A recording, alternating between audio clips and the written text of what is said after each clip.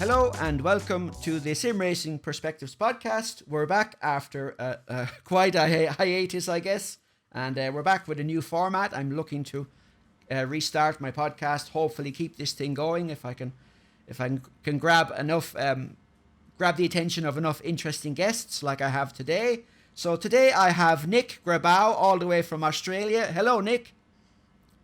G'day, Davey. How you going? Not too bad. And today, Nick and I are in we're in a dedicated server on R-Factor 2, and we're at Spa in Belgium. A little bit of cloudy conditions with a time multiplier of 10. And I'm in the Ferrari 488 GT3. And Nick, what are you driving? I'm in the Porsche 911 GT3R. Okay, so are you out of the pits already? Pulling out behind you now. I'm pulling out behind me now. Limiter. My limiter's off. Now, so you're pulling out behind me now. So this is a new format I wanted to try. And now I have auto shifting on, so the mic doesn't pick up the sound of my paddles. I will take it easy now. I'm going to turn up my traction control. Now, if I need to wait for you, Nick, or whatever, we need to wait for each other. We'll just slow down accordingly, or we can head off, whatever, you know. So, Nick, tell us about yourself. How did you get started in gaming? How did you get started in sim racing? And what drove you to pardon the pun, to set up a YouTube channel? Yeah, so I mean, all the way back to my childhood, as I think many people have. You know, I sat in front of the TV playing games like Gran Turismo and things like that. And never did I think back then that there would be something like what we have today, available to us in the sim racing world, with all the hardware and the different sims we've got and the realism aspects of that. And I had some friends in more recent times who have really gotten into that, and started explaining these things to me, saying that all these wheels and rims and accessories you can get and the sim rig setup, etc. And it kind of just blew my mind, really. Yes. I didn't quite understand it at the time. But then, towards the start of last year, the start of 2021, just before we had the big lockdown period, etc., which I understand saw a lot of people get into sim racing. Absolutely. I decided to take the plunge. Yeah, I decided to take the plunge myself. And it was probably the worst possible time to get involved, because you couldn't really buy anything because everything was out of stock. But I got into it, just with some basic gear. I just had a Logitech G29 and some pedals that I mounted, the wheel mounted to my desk. Very cheap and nasty setup, but still, good enough for what it was. And it allowed me to get into things like iRacing at the time and Assetto Corsa were probably the two of the really big sims that I played at the time. And then going on from that, you start watching YouTube channels like Gamer Muscle and Jimmy Broadbent and all those sorts of things, and you really start to understand, wow, like the sorts of things that you can do in sim racing and the level that the gear goes to. And then by that point, I was just addicted to it and started buying more and more things. So got into the Fanatec gear as well, or Fanatic, depending on how you want to pronounce that, and started building it up from there. So now here I am sitting in a aluminium profile rig with a direct drive wheel and all sorts of stuff. Yeah, I was wondering actually about your gear. Now, so based on what you said, am I correct in understanding that you only started sim racing like last year? Yeah, that's right. Yeah, really? So, I always had an interest in motorsport, but I never quite really understood the world of sim racing, being that it can be so complicated. And then I thought, well, and that was really one of the reasons that I wanted to get into and create my YouTube channel, was because I didn't know everything about sim racing and I wanted to learn more about it. And it's kind of a creative way for me to catalog that journey of sorts. Absolutely. Into, me learning how to drive. It's like I wouldn't call myself by any stretch, and if people have watched my videos before, I'm sure you'll agree, I'm not the best driver out there, but definitely learning, and the community that's being built around my channel as well at the moment, even though it's still early days, they help me a lot with absolutely, and they help me a lot with learning the ins and outs of sim racing, really. Yeah, wow. So I can't believe I didn't know, because we talked briefly before this recording, and I didn't know you'd only just relatively just started. So what was like when you got into it? Then you got your Logitech wheel. What was the first game you started? Was it iRacing you started with, or AC, or what did you get into? No, I definitely didn't take the plunge into iRacing straight away. That was a bit of a scary one to jump into, if I'm honest. But no, I definitely started off with Assetto Corsa, Yeah. and it was really just around the because of the modding capabilities of Assetto Corsa. Me and my friends would just jump into sessions and either race or do free roam driving around on some of the mod maps and things that are available. Yeah. Oh, I think we've just run into each other. Yeah, slightly damages to turn it off. So are you on PC only, or do you have some consoles as well, or what have you been messing around with? Well, sim racing for me is purely on PC. I used to have a Fanatec CSL Elite, which of course supported PlayStation, but now since I've moved to the Fanatec DD1, I don't have the PlayStation compatible version, so I prefer to keep PlayStation just as a couch kind of thing, and PC, I use primarily for sim racing. Yeah. Oh, so you're on a direct drive wheel. Oh, very nice. So okay. So what's then in your Steam library? What do you play the most? Let's say. You could also have iRacing, of course, installed via Steam. But what if you want to sit down now and if you want to sit down, relax on your rig and have a driver? And what do you fire up first? If I'm just chilling by myself and want to drive, with some AI, I've probably got two go-to choices.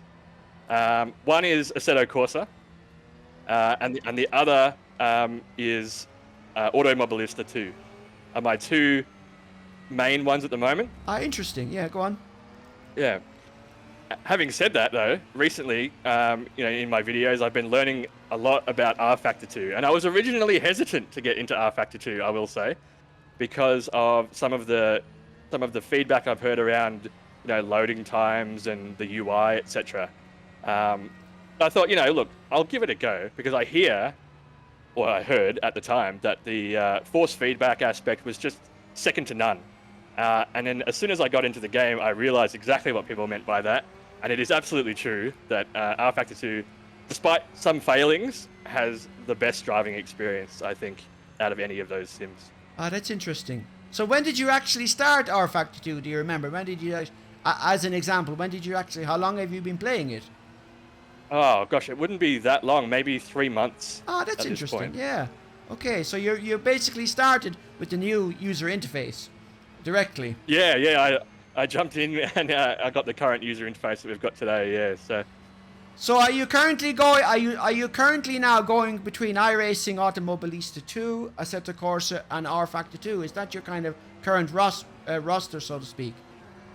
Yeah, and I also try to put in some Assetto Corsa Competizione as well, because I am a huge fan of GT cars, yeah. It's something I have to get back into myself. So tell us then about, if you want to tell us about your hardware. So I'm fascinated. So you went from a Logitech wheel to a 8020 rig with a Fanatec DD. So give us an overview of your rig right now. What are you running right now? I think people would be interested in hearing that. If you haven't already done a video about it on your channel, for example.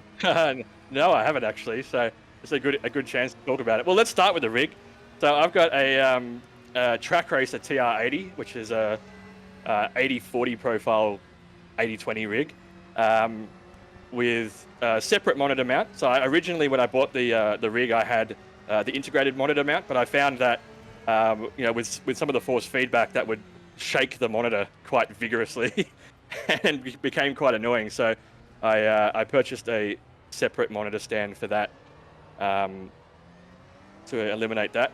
And that also has, so I've got two monitors on my rig. I've got a 34-inch ultra wide as my main monitor, and then above that on top, I've got a 27-inch, just a random 1080p monitor that I use when I'm recording videos to have OBS on, or keep live timing open in iRacing, etc.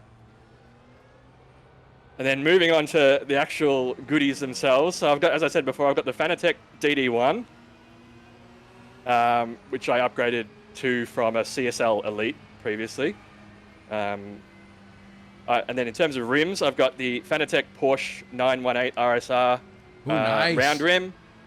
I've got the McLaren GT3 V2 GT3 rim, which is the most recent version of that. And I've also got the Fanatec F1 Esports, just the entry-level Formula rim that they've got as well. Yeah. So I think that covers all bases in terms of wheel requirements for now, at least. No pun intended. So how long then did you have the CSL for, since you only started with the Logitech last year? How long, was that a quick transition, or what did you do? Yeah, it was. It was a look. The CSL Elite was definitely a spur of the moment decision, because I saw that with the COVID lockdown and things that were happening, the speed at which things were selling out. I thought, well, look, I've got I'll take the plunge, and I bought I'll upgrade my G29 to a CSL Elite bundle. So I ended up getting that, the Fanatic V3 pedals, and the Club Sport pedals, and the sequential and H pattern shifter as well from Fanatec. Wow, nice. And in addition to those things, I've got there's even more still, which is actually making me realize how much money I've spent on this. God, I also have the Fanatec handbrake as well. I have an iFlag, being like a RGB matrix display for flag display and gears and things like that. Does that work in all? Also, do you have that flag thing? Do you have it working in all the games, or does it work in all of them? Or yeah, so it's working right now. So originally it actually only supported iRacing. So it was from the iFlag website. They build them with software that only works in iRacing. But I was messing around with it a few weeks ago actually, and I noticed that SimHub, if you're familiar with that software, yes, I am. has the option to reflash Arduino-based hardware to other firmware, so that you can run it in other games. So I reflashed this with just an out-of-the-box Arduino setup, and now it works straight in SimHub and works in everything that supports that sort of telemetry output. Wow. And do you have a technical background? Are you an engineer or? Yeah. No. My day job is I'm in IT. Yeah. Yeah. But okay. Not so much the engineering or sort of super hands-on stuff. I used to be in IT support, and now I'm in like an IT management position. So I know my way around a computer and hardware. Yeah. Yeah. Well, it sounds very, very much like you do know your way around. So what then possessed you to start your YouTube, and how long, for example, were you like in my cases, I saw people making videos and I thought, okay, well, that's interesting. I have my view. I think I could do that. So I sort of took my time and worked my way up to making the first video where I'm actually talking. So how about you? Did you just jump right in and get started, or how did it go? Well, it actually came about because I've dabbled in YouTube before on other channels which are long gone now. But I had friends, and one of the friends who got me into sim racing, a friend by the name of Justin, he actually has a Twitch channel, and I might plug that if I can actually. Yeah, by all means, please do. Yeah. So that's JTalent91 on Twitch. He streams multiple times a day, mainly multiple times a week, I should say. Mainly iRacing, and it's really good. Very, very, very knowledgeable guy when it comes to sim racing and motorsport. So he started doing Twitch, and then I thought, look, I'm starting to get into sim racing, and maybe I'll give Twitch a go as well, and just try and, obviously not being as skilled as others, but give it a go and see if I can learn a thing or two and just, meet some people. Then I thought, look, I couldn't really commit, the time given, working full time and things. I found that sticking to a schedule of live streaming where you had to, sit there for multiple hours on end was a little bit difficult for me.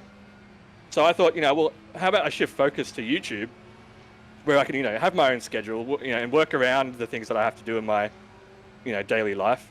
So that was really where that shift came from. And I think I also prefer the more creative side of YouTube videos as well. I quite enjoy the editing process of videos too. So because many people don't. Allows you to get yeah. No, well, some people really hate that, and choose to do live streaming as a result, or whatever it be. But yeah, no, I really enjoy that component. Interesting. Yeah. So when did your YouTube channel actually start then? Because you were kind of you started sim racing. COVID hit. You started sim racing. You wrapped up. So when did you actually publish your first YouTube video on sim racing? Then when was this? Oh gosh, I think the first videos on that channel were actually just recordings of some of the Twitch streams that I did. Ah, okay. In the early days. Yeah. Yes, I understand. Yeah. And then I decided to start going into, well, maybe I'll make some videos in particular around, I think it was mainly Assetto Corsa back then.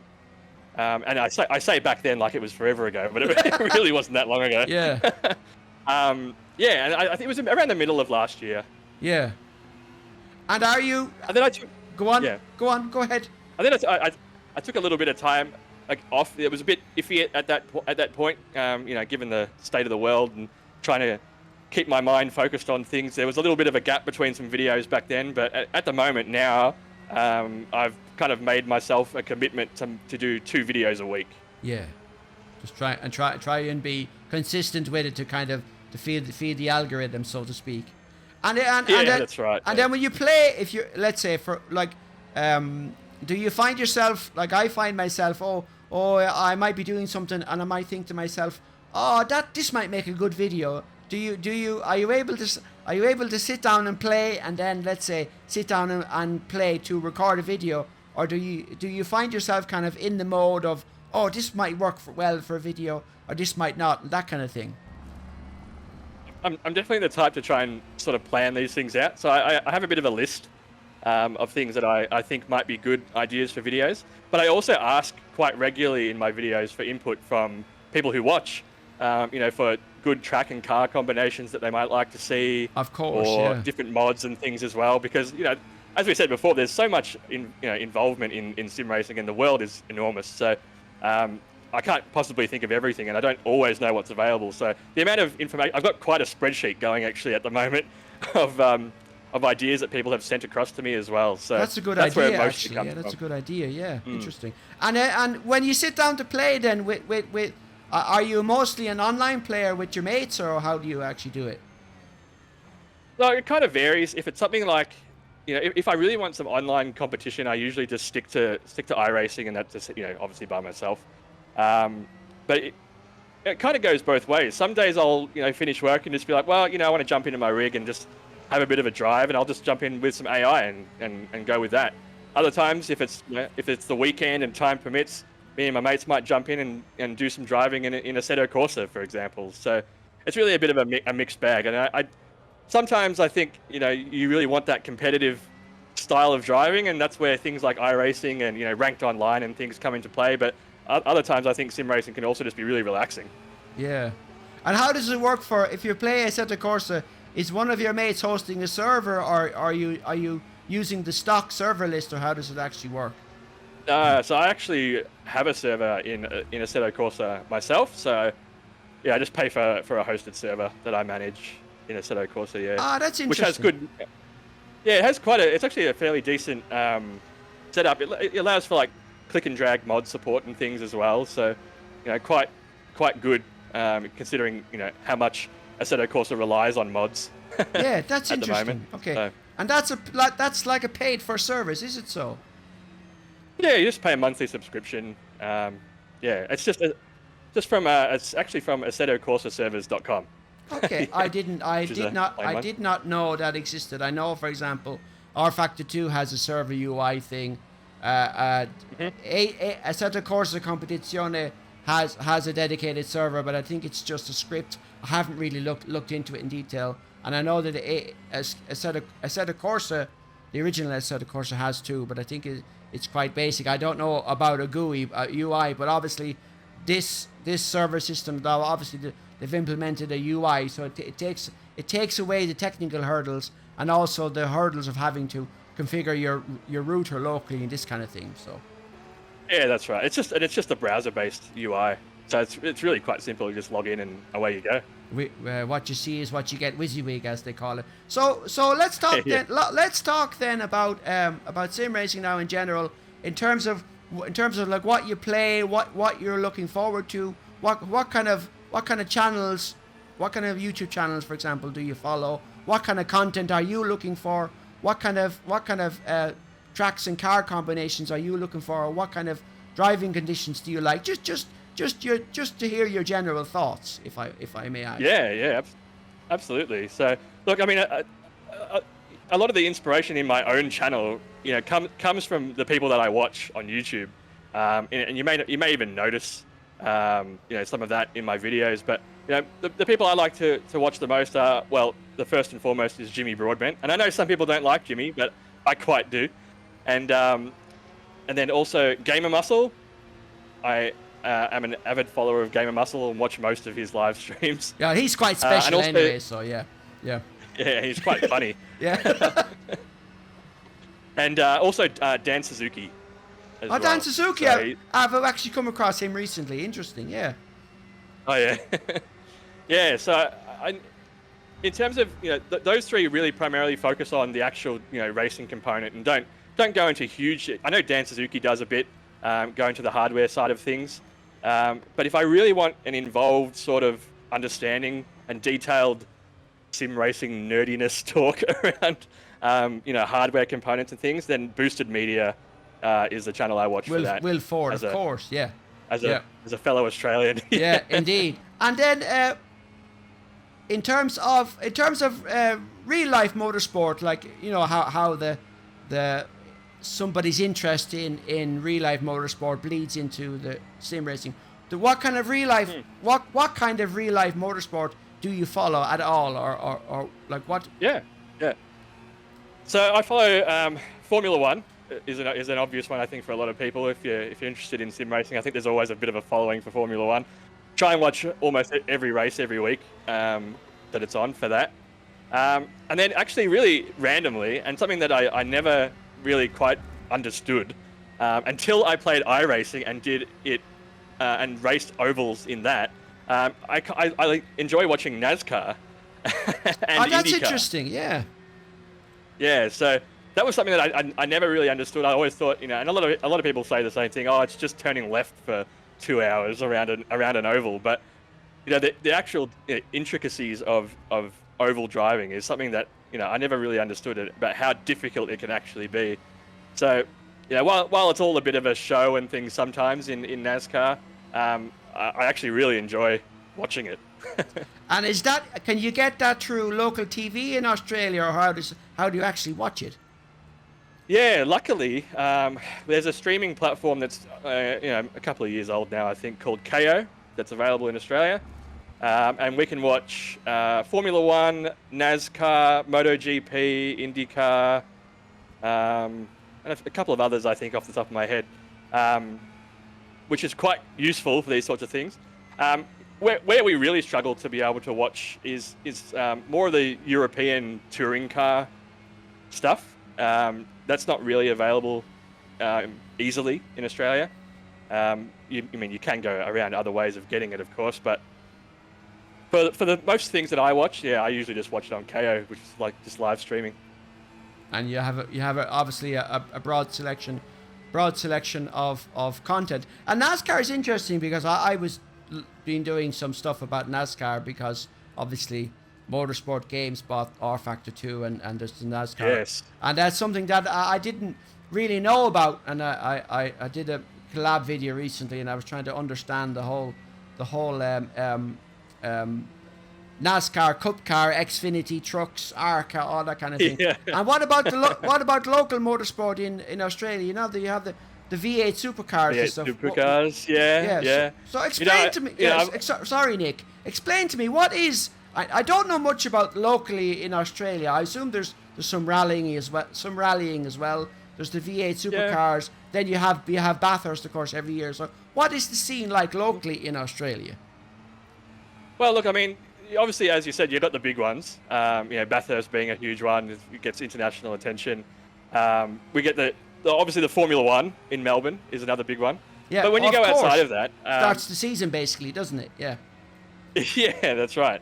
Except for this year when we get it in November, but that's still, as long as it happens, I'll be going to that. Look, in the smaller, when you start to step down from that, obviously there's motorcycle racing as well.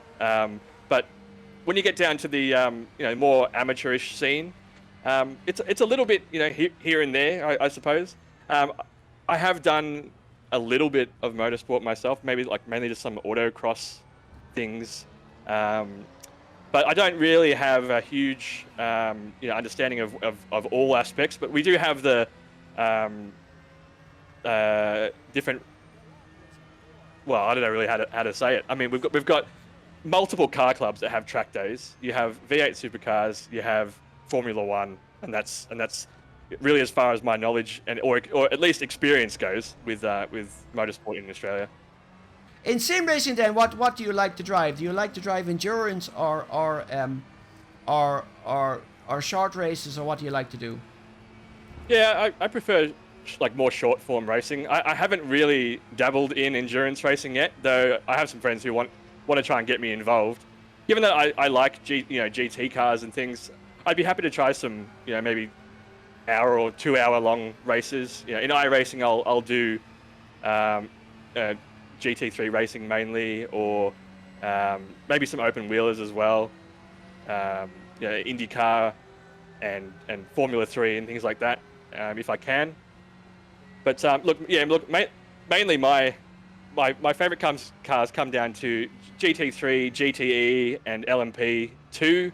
Then of course, if we get a sim that gets them, we'll have the Le Mans hypercar as well, hopefully soon. Oh, good point. Yeah, true. That's true. Yeah.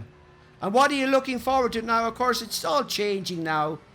I did a video recently about the electric GT category, and it's all changing now. So kind of in the real world, are you driving an electric car yourself, or a hybrid car, or what do you think on the changes coming in the future, the next 5-10 years, and how they might bleed into sim racing? Then, what do you reckon?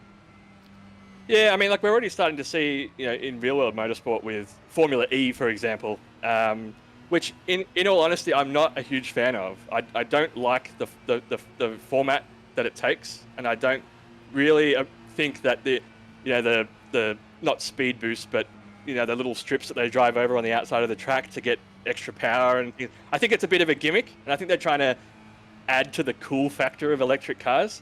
So I'm not sold on that yet. Now, of course, obviously many race cars are now in a hybrid setup, which is fine, because I think the deployment of hybrid energy and things like that is a bit of a cool little addition to racing. But look, in the real world, I don't drive an electric car. I actually drive a Toyota 86 GTS, which is a 2-door rear-wheel drive. Not much power, but it's got enough to be fun, and that's manual as well. So, I think for me, while I can, being in IT and being a little bit nerdy, can certainly appreciate the geekiness factor of electric cars. I think for now, I'll be driving petrol cars for as long as I can, until they become a bit of a relic, which may not be that long. Who knows? Yeah, that's true. That's a good point. And I wonder, I often thought about it. Is it the with Formula E? Is it the kind of the street circuit format? Is that what kind of lets it down, or is that it? I wonder. Very tight, very short street track format. That I understand why. Obviously, because of the the nature of battery life and things like that. They can't be driving around forever. But I just don't. Yeah, I mean, I don't think it's quite at that cool stage yet that I think a lot of people want from motorsport. No, yeah, it's kind of not. Futuristic and space age a little bit, but it loses so much excitement just from hearing like the roar of the engine, or like a screaming V10 flying past, for example. And it just seems a little bit gimmicky to me. I think they're trying a little bit too hard to make it interesting.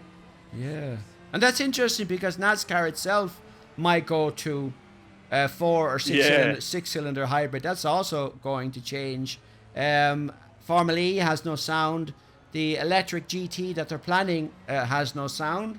That will basically so in the States, GT3 is going to replace GTLM. So these cars we're in now, they won't race in the IMSA anymore. No, these are these are GT3, not GTE. But the GTE versions of these cars won't race in America anymore. Correct. And then GT. GT3 will become electric, and they're even allowing them to convert the existing GT3 cars to electric. And then of course, some of the hypercars now. I think the Alpine have Alpine. They have a grandfather rebellion that doesn't include hybrid, but eventually, they want to go hydrogen in 2024. So is there going to come a point? And this is just a general discussion. Is there going to come a point where between sprint and endurance races, the cars don't make any sounds at all? It's going to be interesting. I think that would be a sad day, in all honesty, if that happened.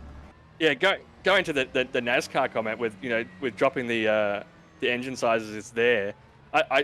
There's already people who are losing it over that, but at the same time, as I understand it, NASCAR has seen some diminishing viewership as well, and perhaps if they do move into a new era of the sorts of cars that they're using in NASCAR, maybe it will bring about a new audience and a new way of doing things in NASCAR. So it could be a good thing. Some people would say it's a horrible thing, but I think it comes really down to the individual. Yeah, down to the individual, indeed. I wonder maybe it's some of the rules in NASCAR, the size of the field, or maybe it's the length of some of the races. I've heard somebody say that the races are too long, and and kind of I think they had the Coca-Cola race, and there was some kind of balance of 600. There was a kind of a balance of performance to 550 horsepower. They were they had some kind of restriction or something. So I don't know now what it would be in general. And I think the new cars that are coming, that the next gen NASCAR that would have launched already this year, but next February, they at the Daytona 500 because of COVID. And are they going to be 650 or 750 horsepower? I don't remember. I'm not entirely sure off the top of my head. Yeah. I know that they are moving to a sequential gearbox though as well. A 5-speed. They are indeed. Yeah. Yeah. So look, I think they look pretty good though. At the same time. They do. Yeah. And I think the overarching point is that in both, let's say, if you have FIA's electric GT category, they're trying to bring in manufacturers who haven't raced before. Let's say for example Tesla might get involved. Then you have, obviously, they're trying to get teams involved in Le Mans. Jim Glickenhaus has never been at Le Mans until now because they need competitors for hypercar. They need constructors to get involved, as do NASCAR, because NASCAR are hoping to attract more manufacturers, and I guess with the inclusion of hybrid, that might attract some people to join. Dodge might eventually come back. So I think that the COVID, the ongoing cutbacks have been Audi pulled out of LMP1, so did Porsche. Porsche are now coming back to hypercar. So it's very, very interesting. Yep.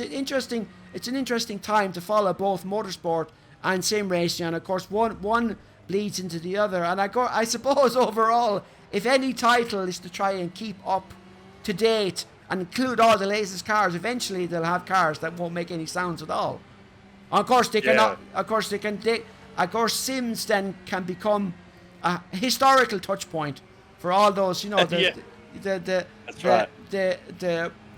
Group B cars from the Group B cars from Rally from the 80s, and then you have the GT1 cars from the 90s, early 2000s, and then you'll have the V10 Formula 1, and then you'll have the GTE cars, because the R Factor 2 was one of the first sims to get the BMW M8 GTE, and that's pretty much already dead already. So that's kind of interesting. Yep. Well, yeah, I guess sim racing will be that kind of the preservation, if you will, I guess, of these cars in time. Which it's a little bit of a sad realization, I suppose, but at least we have it, as an option. So, yeah. But I think you're right. Coming down, in the future, maybe 5 or 10 years, I really do wonder what it will be like. But you look at people like, let's take Toyota, for example, who for the longest time has been doing hybrid technology and has obviously done quite well in the LMP1 class as well over the past few years.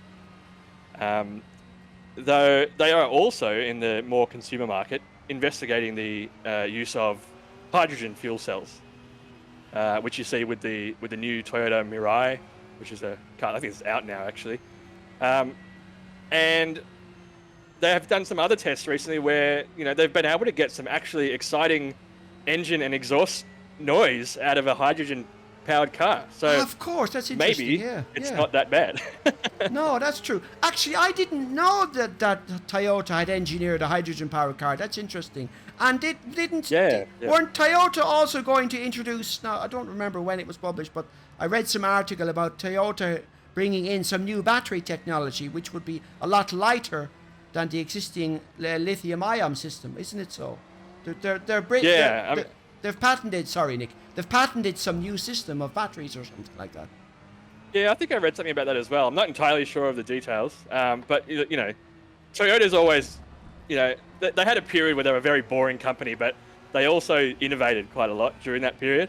Now that they've got the Gazoo Racing name and starting to bring out cars like the Supra and the GR Yaris and the GR Corolla that's coming out soon, I think they're starting to try and find ways to make cars exciting again, because I think in a lot of ways, a lot of easily accessible and affordable cars have been fairly dull in recent years. But I think they're also looking towards the future a bit and saying, well, if we have to go to something like hydrogen fuel cell cars, can they remain interesting? Because I think they've always been a bit hesitant to move to pure electric, because I think, in my opinion, it removes some of the soul of the car. Yes. Yeah. And maybe what I said earlier about the cars being quiet, I mean, I forgot the fact that, with a lot of the cars now, that even the hybrid cars with smaller engines, the manufacturers they're actually adding physical audio for the sounds of the car, aren't they? They're already doing that. Yeah, that's true, yeah. Which is a really strange thing, though.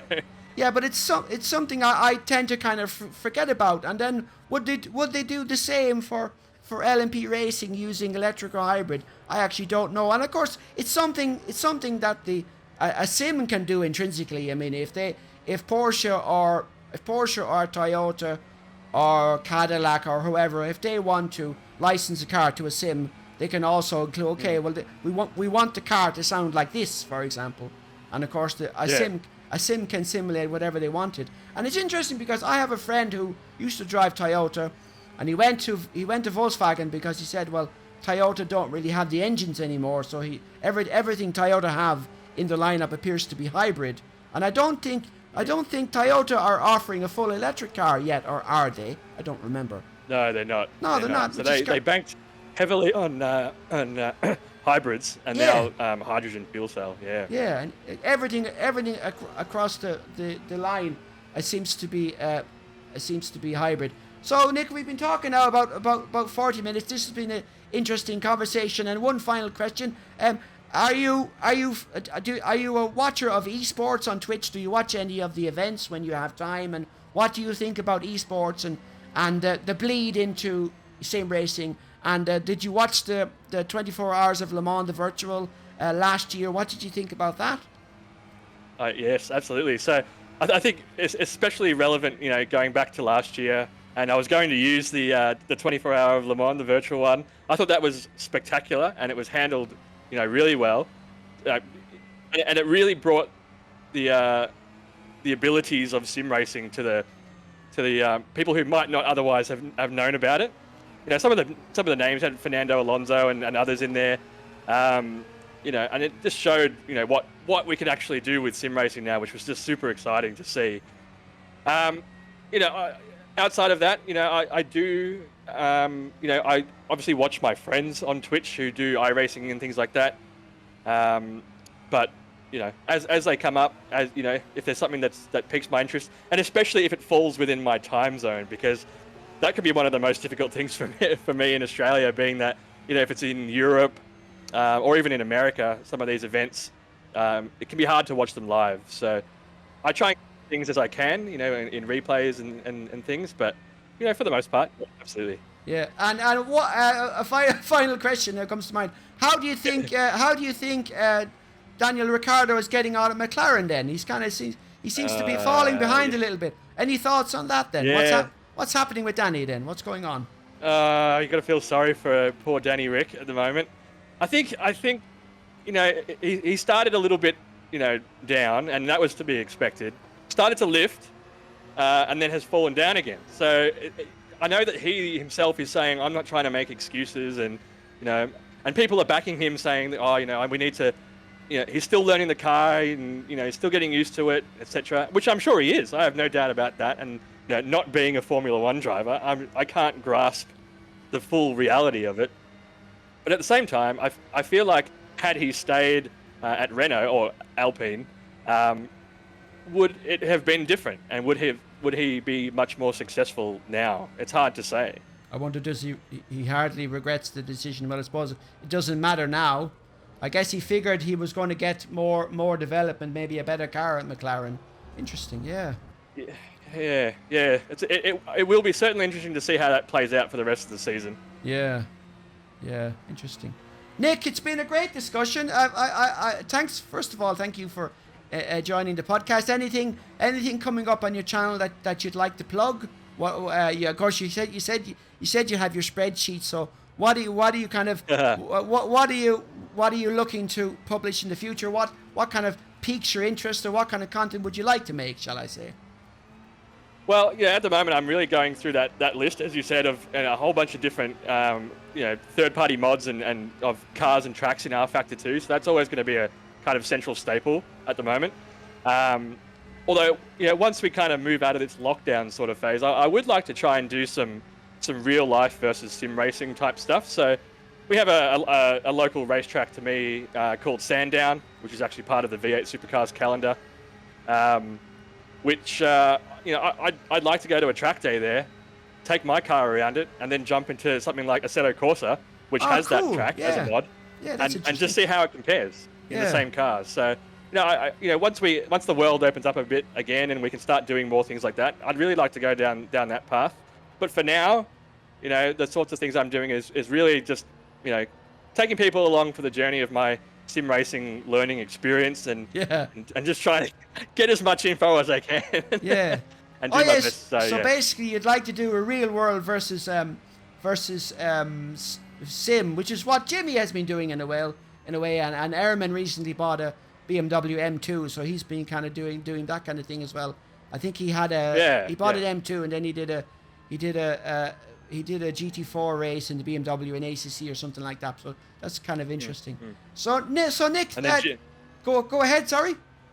Yeah, so I was just saying, and Jimmy is on another level entirely. I think with his Brit car stuff, that's incredible what he's been able to do. From such humble beginnings, I think. Driving the Praga from the Czech Republic, and they're also an interesting company because they also make aircraft. It's kind of fascinating, yeah. Oh, right, I actually didn't know that. Well, there you go. So, Nick, thank you very much for joining. It's a very interesting conversation, and it's given me a lot of pause for thought on different topics, and I think we discussed some very interesting topics during this conversation. I'm going to add the links to your channel and your socials down below in the video description. As we're getting late here, the sun is coming down in Belgium. This podcast will be available, of course, on YouTube as a video, and then in audio on the usual places. Apple Podcasts. It's not iTunes anymore, and Google Podcasts and so on. So, Nick, thanks again for joining. This has been great fun.